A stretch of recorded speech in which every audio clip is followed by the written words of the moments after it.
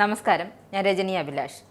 നടിയെ ആക്രമിച്ച കേസിൽ നടൻ ദിലീപിന് തിരിച്ചടി കിട്ടിയിരിക്കുകയാണ്. CBI അന്വേഷണം ആവശ്യപ്പെട്ടുകൊണ്ടുള്ള ദിലീപിന്റെ ഹർജി ഹൈക്കോടതി ഡിവിഷൻ ബെഞ്ച് തള്ളിയതാണ് കേസിന് തിരിച്ചടിയായിരിക്കുന്നത്. വിചാരണ അവസാന ഘട്ടത്തിലെന്നത് വിലയിരുത്തിയാണ് ഹർജി തള്ളിയത്. നേരത്തെ ഹൈക്കോടതി സിംഗിൾ ബെഞ്ച് ഹർജി തള്ളിയതിനെ തുടർന്നാണ് ദിലീപ് ഡിവിഷൻ ബെഞ്ചിനെ സമീപിച്ചത്. കേസിൽ നിഷ്പക്ഷ അന്വേഷണത്തിന് കേന്ദ്ര ഏജൻസി വേണമെന്നാവശ്യപ്പെട്ട് 4 വർഷം മുമ്പാണ് ദിലീപ് ഹൈക്കോടതിയെ സമീപിച്ചത്. എന്നാൽ കേസിന്റെ വിചാരണയ്ക്കിടെ കോടതി ദിലീപിനെ രൂക്ഷമായി വിമർശിച്ചിരുന്നു. കേസിന്റെ നടപടിക്രമങ്ങൾ നീട്ടുന്നതിനായാണ് CBI അന്വേഷണം ആവശ്യപ്പെടുന്നതെന്ന് കോടതി നിരീക്ഷിച്ചു. കേസിന്റെ വിചാരണ ഏത് ഘട്ടത്തിലാണെന്നും കോടതി സർക്കാരിനോട് ചോദിച്ചിരുന്നു. അന്തിമവാദം കേട്ടതിനു ശേഷമാണ് കോടതി ദിലീപിന്റെ ആവശ്യം തള്ളിയതും ഹർജി തീർപ്പാക്കുകയും ചെയ്തത്. കേസ് ഏത് ഏജൻസി അന്വേഷിക്കണമെന്നത് പ്രതിക്ക് ആവശ്യപ്പെടാനാകില്ലെന്ന് വ്യക്തമാക്കിയാണ് നേരത്തെ ദിലീപിന്റെ ഹർജി സിംഗിൾ ബെഞ്ച് തള്ളിയത്. തുടർന്നാണ് 2019 ദിലീപ് വീണ്ടും ഡിവിഷൻ ബെഞ്ചിനെ സമീപിച്ചത്. കേസുമായി ബന്ധപ്പെട്ട് വിചാരണ നടപടികൾ എറണാകുളം പ്രിൻസിപ്പൽ സെഷൻസ് കോടതിയിൽ അവസാന ഘട്ടത്തിലാണ്. അന്തിമവാദം പൂർത്തിയാക്കി ജൂണിൽ വിധി പുറപ്പെടുപ്പിക്കുമെന്നാണ് പ്രതീക്ഷിക്കുന്നത്. നടിയെ ആക്രമിച്ച കേസിലെ വിചാരണ അന്തിമഘട്ടത്തിലാണെന്നും പ്രോസിക്യൂഷന്റെ വാദം അവസാനിപ്പിച്ചുവെന്നുമായിരുന്നു സർക്കാർ ഹൈക്കോടതിയെ അറിയിച്ചത്. CBI അന്വേഷണ ആവശ്യം കഴിഞ്ഞ 6 വർഷം പ്രതി താൽപര്യത്തോടെ ഉന്നയിച്ചില്ലെന്നും പ്രോസിക്യൂഷൻ കുറ്റപ്പെടുത്തുന്നു. CBI അന്വേഷണ ആവശ്യത്തിലെ അപ്പീൽ മനഃപൂർവ്വം നീട്ടിക്കൊണ്ടുപോവുകയാണെന്നും പ്രോസിക്യൂഷൻ ഉയർത്തിയ വാദം. സുതാര്യവും പക്ഷപാതരഹിതവുമായ അന്വേഷണം നടക്കാൻ CBI അന്വേഷണം വേണമെന്നായിരുന്നു ദിലീപിന്റെ ആവശ്യം. വിചാരണ വൈകിപ്പിക്കാനാണ് ഹർജി എന്നാണ് കോടതിയുടെ നിരീക്ഷണം.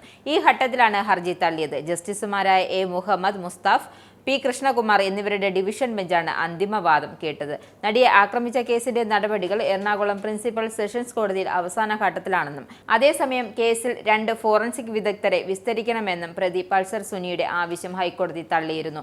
പൾസർ സുനിയുടേത് ബാലിശമായ വാദമാണെന്ന നിരീക്ഷണത്തിലാണ് 1-ാം പ്രതിയുടെ ഹർജി ഹൈക്കോടതി തള്ളിയത്. സാക്ഷികളെ വീണ്ടും വിസ്തരിക്കുന്നത് അനിവാര്യമായ നടപടിയല്ലെന്നും കോടതി ചൂണ്ടിക്കാട്ടി.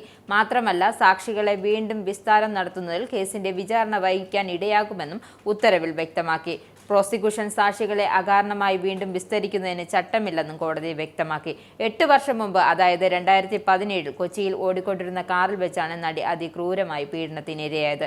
നടൻ ദിലീപ് ഉൾപ്പെടെ 9 പേരാണ് കേസിൽ പ്രതികൾ. ഒരാളെ മാപ്പുസാക്ഷിയാക്കുകയും 2 പേരെ പ്രതിപട്ടികയിൽ നിന്ന് ഒഴിവാക്കുകയും ചെയ്തിരുന്നു. അടുത്തിടെയാണ് മുഖ്യപ്രതി പൾസർ സുനിക്ക് 7.5 വർഷത്തിനു ശേഷം സുപ്രീം കോടതി ജാമ്യം അനുവദിച്ചത്.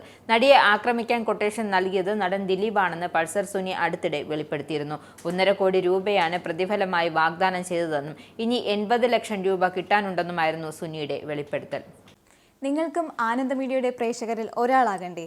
യൂറോപ്പിലും US-ലും ആഫ്രിക്കയിലുമടക്കം പ്രവാസികൾ ഉള്ളയിടങ്ങളിലൊക്കെ ജനപ്രിയ ചാനലുമായി ആനന്ദ് മീഡിയ ഒപ്പമുണ്ട്. ഏഷ്യാനെറ്റ് ഫ്ലവേഴ്സ് അടക്കം നിങ്ങളുടെ വിരൽത്തുമ്പിലെത്തും. ആദ്യം റോക്കു ബോക്സ് സ്വന്തമാക്കുക. അതിൽ നിന്നും ആനന്ദ് മീഡിയ ആപ്ലിക്കേഷൻ ഡൗൺലോഡ് ചെയ്യുക, ഇൻസ്റ്റാൾ ചെയ്യുക. എന്നിട്ട് 02085866511 എന്ന നമ്പറിൽ ഞങ്ങളുടെ കസ്റ്റമർ കെയറിൽ ബന്ധപ്പെടുക. അല്ലെങ്കിൽ +91 735 660 3747 എന്ന നമ്പറിൽ വാട്സപ്പ് ചെയ്യുക.